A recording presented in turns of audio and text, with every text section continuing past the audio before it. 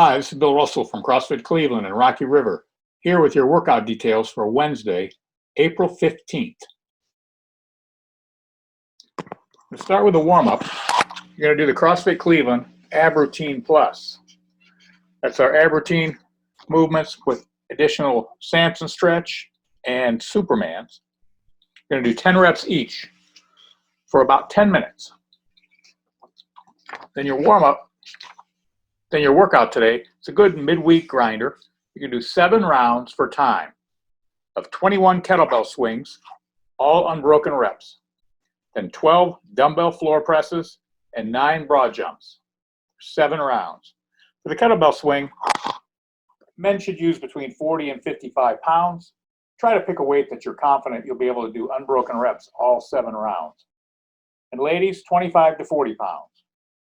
For the floor presses, if you have a pair of dumbbells, men between 25 and 35 pound dumbbells, women between 10 and 20 pound dumbbells. If you don't have dumbbells, see if you can use a heavy sandbag, a rucksack, or a gym bag full of gear equal to the weight of the pair of dumbbells that you would use if you had them. So set a clock, time yourself 7 rounds, 21 unbroken swings, 12 dumbbell floor presses, and 9 broad jumps. At the end, you're going to record your time, the weights you used, and the number of rounds you were successful at going unbroken with a kettlebell swing. If you get all 7, put a 7 next to your name at the end. If you failed to do unbroken for several, give me the number that you were able to do all 21 unbroken. Then as a cool down, you're going to do a stretch complex 3 to 4 times of one of our favorite scorpion, right and left, sliding into a cobra stretch, and then sitting back into a child's pose. Do that 3 or 4 times, and then you're done for the day. As always, we have video demonstrations of these movements. I'm going to put the stretch complex first, and then the warm-up movements, followed by the movements in the workout. So again, enjoy your workout and have a great day. I'm going to demonstrate scorpion on the right and the left side, into cobra, and then back into child's pose. So for the scorpion, you're going to lay down flat on the ground with your arms on either side.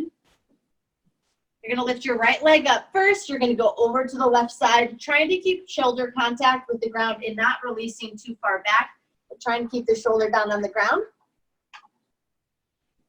And then the other leg up and try and get your foot up as high as you can. If your back cracks, it's a plus. Back to center. You're going to sit up into cobra.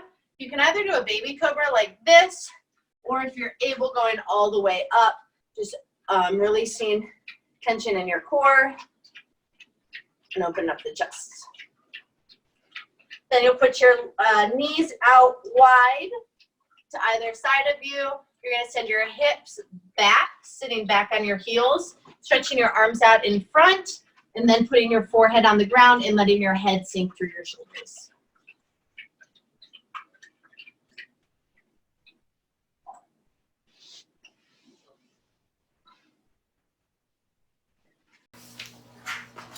Hi, we're going to start with a Samson stretch. So, Samson stretch, you want to put both your feet facing forward, and you want to square your hips off so that they're facing whichever way you're facing. We're going to take our hands, clasp your hands, bring them up and over your head.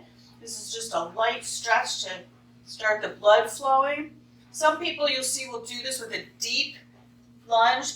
We're not doing that here today. We're just getting that nice stretch through your hip flexors, so you're into your shoulders, and just hold it for about 10 seconds on each side. I wasn't counting, but I'm going to switch sides. Again, remember, both feet facing forward. You can go as wide as you need or as narrow, and making sure that you're getting that hip flexor opened up in this stretch. Here's a demonstration of the sit-ups. If you have an ab mat, this is a good time to use those. If you don't have an ab mat, you can use a pillow or a blanket or a towel or sweatshirt, anything that you want. Just roll it up and you're going to put it into the small of your back.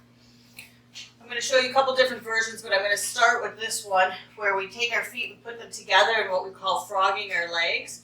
Every time you do a sit-up, you want your shoulders to touch the ground, and you want to sit up and all the way up. I like to touch my toes, but I'm coming all the way up, and each time is all the way back and all the way up.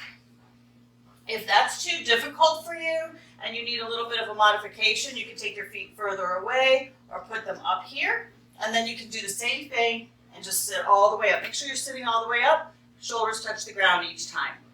The other option, if that's too hard and you can't sit all the way up, I want you to just do a crunch, okay? So just think about taking your hands straight overhead, and I just want you to think about your fingertips going straight up to the ceiling, all the way down. Up. You notice my shoulders are still touching the ground each and every time. Here's a demonstration of a squat. For a squat, you're going to take your feet hip distance apart, and you're going to take your feet and just slightly point it out rather than just straight forward. You're going to take your feet out, chest is up, the weight is going to stay in the back and out of your feet is how I like to describe it. Thinking about if you were on a beach and you were spreading the sand away and you didn't want to sink in. Keeping your chest up. Again, I like to keep my arms up. That was a good reminder to look up, chest up. You're going to sit below parallel and then straight back up. Thinking about pulling up through your inner thighs and keeping your feet on the ground. Don't come up onto your toes. Okay, so a couple more of those so that you can see. Chest is up, below parallel, all the way up, squeeze. This is the top, all the way back down. Don't short it here. Get that squeeze in. I'm going to demonstrate a plank jack for you. So a plank jack is getting into that hollow hold. You want to make sure that you're in a nice plank position. From here, we're just going to take your feet out and in. That's one. Out and in. I'm not hopping, right? Nice and keep it nice and tight. That core is tight. Everything is activated and out and in with your feet. I'm going to demonstrate a flutter kick for you. Sometimes we do a 2-count flutter kick, sometimes a 4-count flutter kick, but I'm just going to teach you the 2-count right now. Every other right, left is 1, because 1 is never really 1. I'm going to take my hands and put them underneath my hips, right here. I'm going to keep my shoulder blades off the ground and into that nice gymnastics hollow hold, and then just flutter. That's 1, 2, 3. You could go big if you wanted, but it's not necessary. Just right here, keeping the small of your back on the ground. Keep breathing on these, making sure that the movement's coming out of your hip. You don't want to be doing this, right? So keep your legs straight, down, 1, 2, 3, 4. If you need to count every leg, just double that number, whatever it is. Bicycle crunches. So the demonstration for a bicycle crunch is, again, you want that nice hollow hold. Are you getting this? We're in this hollow position a lot. The nice tight core, everything's tight. Shoulder blades are off the ground, and our feet are off the ground. Bringing one knee in at a time. That's 1. Right, left is 1. If you watch my Flutter Kick video, you'll know that 2 is usually 1.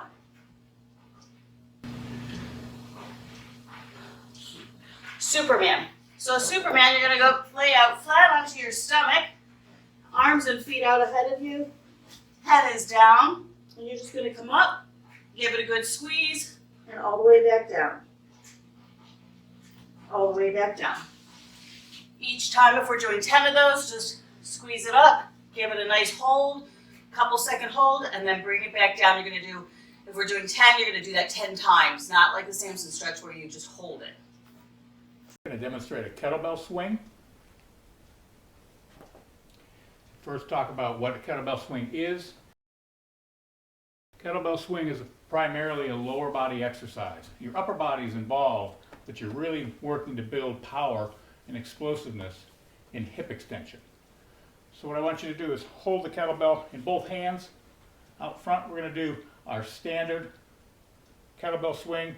The kettlebell is going to come up to about eye level or just a little bit higher. I'm going to have my feet just a little bit wider than shoulder width. And I'm going to start to swing the kettlebell. I'm going to drop down and drive up. Notice I'm not using a lot of power through my legs. As I increase that power, that kettlebell will go higher.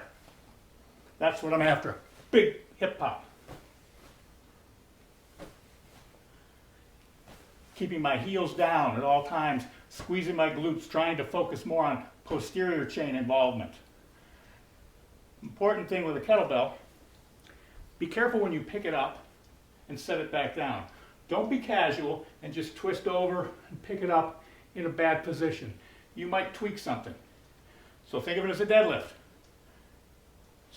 Stand around the kettlebell, reach down, pick it up, and then start to swing.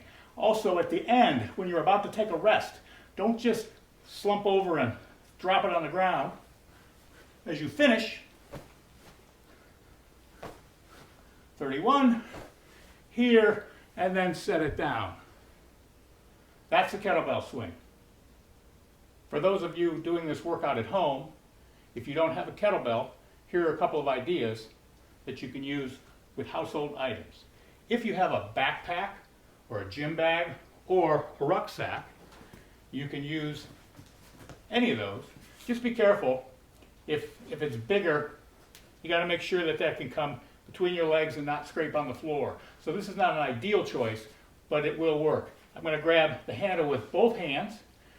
My feet might be a little wider than a kettlebell swing because I want to have the ability for the weight to come between my legs.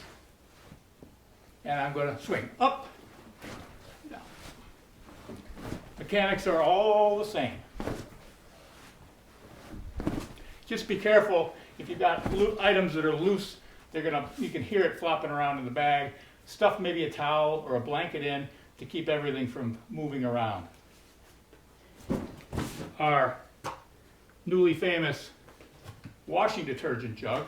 This weighs about 15 pounds. It's fairly light. Again, holding the handle with both hands, drive up and down, up, down, up, up, down. If you have a slam ball,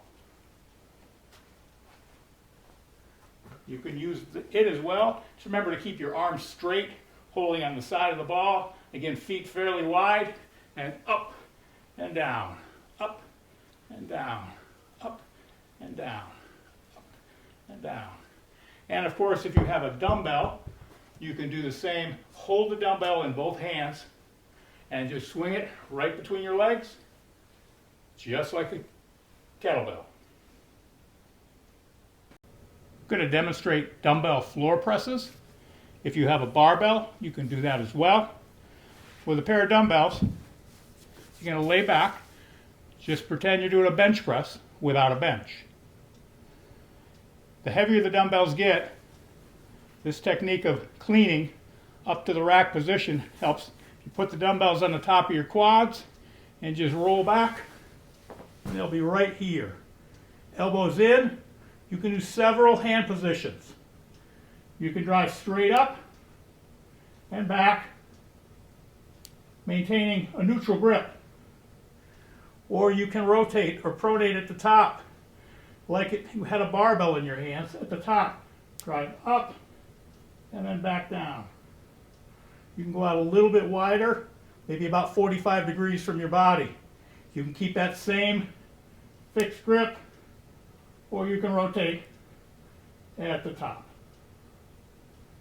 Some people will do elbows flared way out, but just avoid this for high reps. This mimics wide grip bench press training, and it can really tear up your shoulders if you do a lot of reps. So I like to keep our people inside of 45.